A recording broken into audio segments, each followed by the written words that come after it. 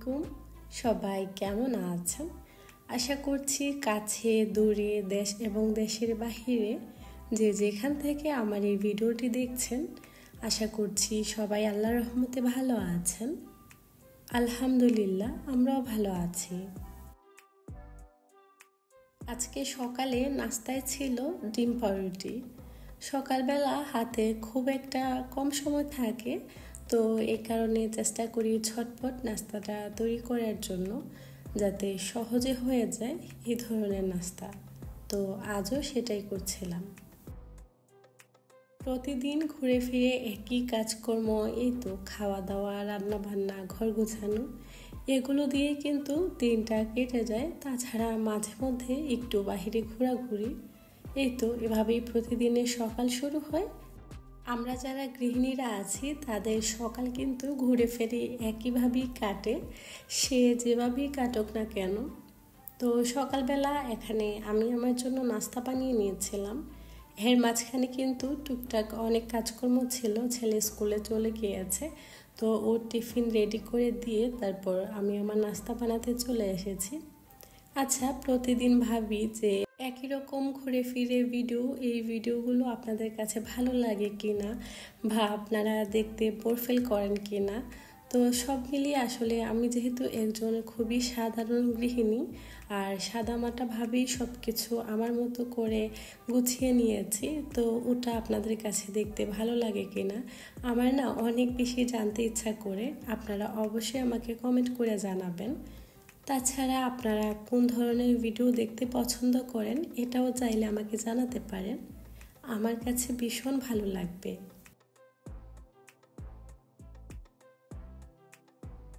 সকালবেলা ডিম বের করে নিয়েছি ফ্রিজ থেকে, ওটা দেখি নিশ্চয়ই বুঝতে পেরেছেন যে দুনিয়ার সব থেকে সহজ নাস্তাই আজকে আমার কিচেনে বানানো হচ্ছে।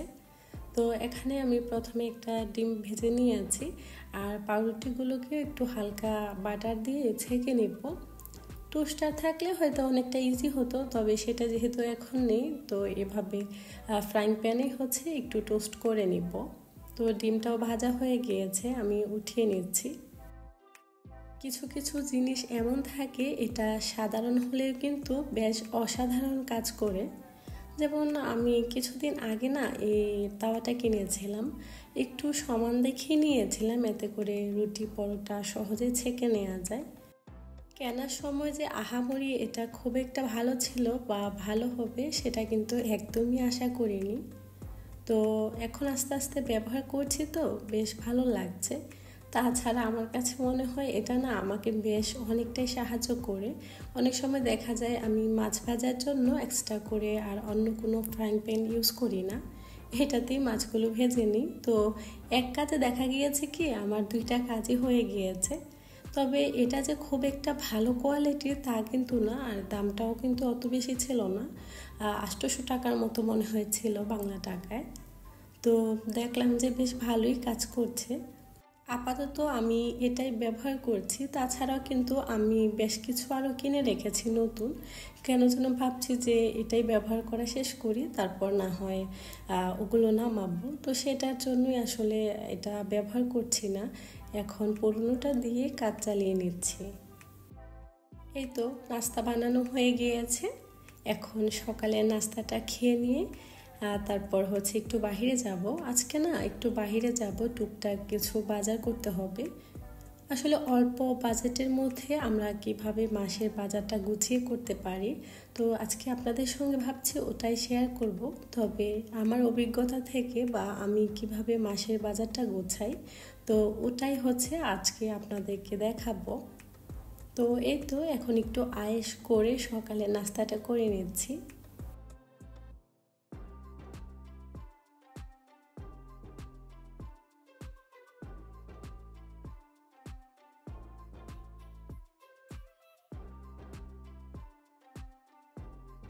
খাওয়া দাওয়া শেষ হয়ে গিয়েছে, তারপর আমি আস্তে আস্তে করে সব কিছু গুছিয়ে নিচ্ছি। আসলে সকালবেলার নাস্তা খাওয়া হোক অথবা দুপুরের খাবার দাবার, প্রতিবারই কিন্তু থালাবাটি ক্লিন করার অনেক ঝামেলাই থাকে। এই তো সকালে কিন্তু অল্প স্বল্প করে মোটামুটি অনেক কিছুই ময়লা হয়, তো এগুলোকে যেহেতু আমি সাথে সাথেই ক্লিন করে ফেলি, তো নাস্তা খাওয়া শেষ করে প্রথম কাজই থাকে আমার থালা বাটি ক্লিন করা। তাছাড়া যে বাটিগুলো জমিয়ে রাখি রাতে ক্লিন করে ওগুলো অনেক সময় গুছিয়ে নিই। তো এভাবে করে ব্যস্ততার মধ্য দিয়ে কিন্তু আমার সকালটা কাটে। ঘুরে ফিরে সেই একই ব্যস্ততা, আর টুকটাক কাজকর্ম শেষ করে আমি রান্নাঘরটাকেও খুব ভালোভাবে পরিষ্কার করে নিয়েছি। এই তো রান্নাঘরটাকে ক্লিন করে নিলাম, এখন কিন্তু আমার কাছে বেশ ভালো লাগছে। আপনারা যারা আজ আমার ভিডিওটি প্রথম দেখছেন আর আমার চ্যানেলটিকে এখনও সাবস্ক্রাইব করেননি, প্লিজ আপনি চাইলে ছোট্ট এই চ্যানেলটিকে সাবস্ক্রাইব করে নিতে পারেন। আর ভিডিওতে এখন অবধি যদি একটা লাইক দিয়ে না থাকেন, প্লিজ একটা লাইক করতে ভুলবেন না। আর যারা এই কাজটি অলরেডি করে নিয়েছেন তাদের সবাইকে জানাই অসংখ্য ধন্যবাদ। ছোট্ট এইটুকু ভিডিওতে সারাদিনের কাজকর্ম তো ওভাবে তুলে ধরা যায় না, তাছাড়া অল্প অল্প করে যতটুকু সম্ভব ততটুকুই চেষ্টা করি আপনাদের সঙ্গে শেয়ার করার জন্য। তো বিকেলের দিকে আমরা আজকে একটু সকাল করে বাসা থেকে বের হয়েছি। বেশিরভাগ দিনই কিন্তু সন্ধ্যার পরই বাহিরে যাওয়া হয়, তবে যেদিন একটু কেনাকাটা করা বা বেশি করে একটু টুকটাক বাজার করা প্ল্যান থাকে ওই দিন একটু সকাল করেই বাসা থেকে বের হই, কারণ সন্ধ্যার পর মোটামুটি মার্কেটগুলোতে বেশ ভালোই ভিড় থাকে। এজন্যই চাচ্ছিলাম সকাল সকাল বাজারটা করে নিয়ে বাসায় চলে আসব। তাছাড়া আজকে কিন্তু আমি রান্না করিনি, যা ছিল দুপুরে খেয়ে নিয়েছিলাম মা ছেলে। আর আসার পর মার্কেট করে আমাকে রান্না করতে হবে, তো আমি সেজন্যই একটু সকাল করে গিয়েছি। যাওয়ার পর প্রথমে আমি বাচ্চাদের জন্য নুডলস নিয়ে নিলাম। এটা বেশ ভালো একটা অফারে ছিল, এগুলো তো নর্মাল সময়ে বেশ ভালোই দাম থাকে। তো আমার মোটামুটি এই ধরনের নুডলসগুলোই বেশ খাওয়া হয়। তাছাড়া টুকটাক কিছু কেনাকাটা করার ছিল, ওগুলো নিয়ে নিচ্ছি একে একে। জুনাদের বাবাও কিছু নিচ্ছে, পাশাপাশি আমিও নিচ্ছি। তারপর এই তো এখানে একটু আসলাম একটু ঘুরে দেখার জন্য। এই সেটটা না আমার কাছে ভীষণ ভালো লেগেছিল, খুবই কিউট ছিল। তো এখান থেকে আমি কিছু আর নিইনি, পরে স্পুনের সেকশানে এসে এখান থেকে 2টা স্পুন নিয়ে নিয়েছি। একটা একটু ভাজাভাজি করে নেওয়ার জন্য আমার কাছে আছে, তারপরও ছোট দেখে নিলাম আর কি। তবে জিনিসগুলো বেশ কিউট ছিল, তো এখান থেকে 2টা নেওয়া হয়েছে। তাছাড়া আস্তে আস্তে করে কিন্তু আমি টুকটাক অনেক কিছু বাজার করে নিয়েছি, যেটা আর আপনাদেরকে দেখানো হয়নি। আসলে ভিডিও করতে গেলে তাছাড়া বাজার করতে গেলে সব মিলিয়ে না ঘুলপাক খেয়ে যায়, তো আমি চাচ্ছিলাম না ওটা হোক। তো একটা ট্রলি আমি নিয়েছি আর একটা জুনায়েদের বাবা নিয়েছিল, তো এখন সে অন্য ট্রলি থেকে এই ট্রলিতে নিয়ে নিচ্ছে সবজিগুলো বা যা যা টুকটাক আমি নিয়েছিলাম। তো এখানে বেশ পরিমাণে কিছু আম, শাকসবজি, আসলে নর্মাল সময় যা যা প্রয়োজন হয় আর কি, ওগুলো নিয়ে নিয়েছি। এখানে বাচ্চাদের জন্য চিজ নিব, সেই সাথে আরও কিছু জিনিস নেওয়ার আছে, তো আমি এখানে এসেছি। সেই সাথে কিছু সসেসও নিয়ে নিয়েছি, বাসায়ও কিছু আছে, তো এখান থেকে আমি 1 প্যাকেটের মতো নিয়ে নিয়েছি। এগুলো প্রায় আমার সপ্তাহখানেকের মতো চলে যাবে। তারপর এমনিতে তো টুকটাক আসাই হয়, তো আবার প্রয়োজন হলে নিয়ে নিই।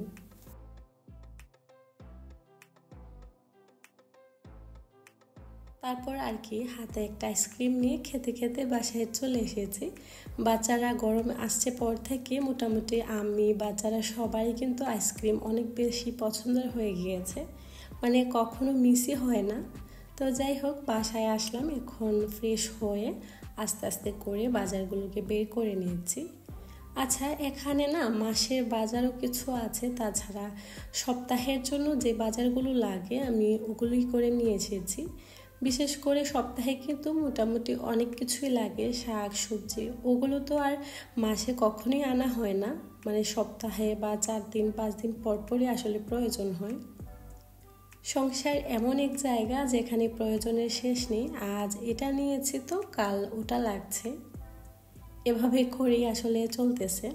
তো এখন আমি বাজারগুলোকে বের করে নিয়েছি।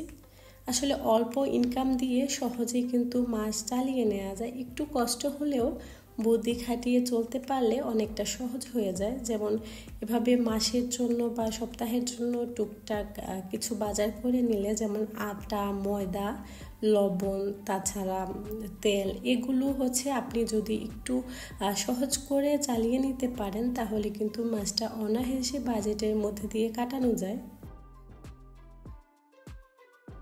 কিছু কিছু ক্ষেত্রে দেখা যায় যেটা প্রয়োজন নেই আমরা ওটাই একটু বেশি করে নিয়ে ফেলি, তো তখনই দেখা যায় আমাদের একটু ঝামেলার মধ্যে পড়তে হয়।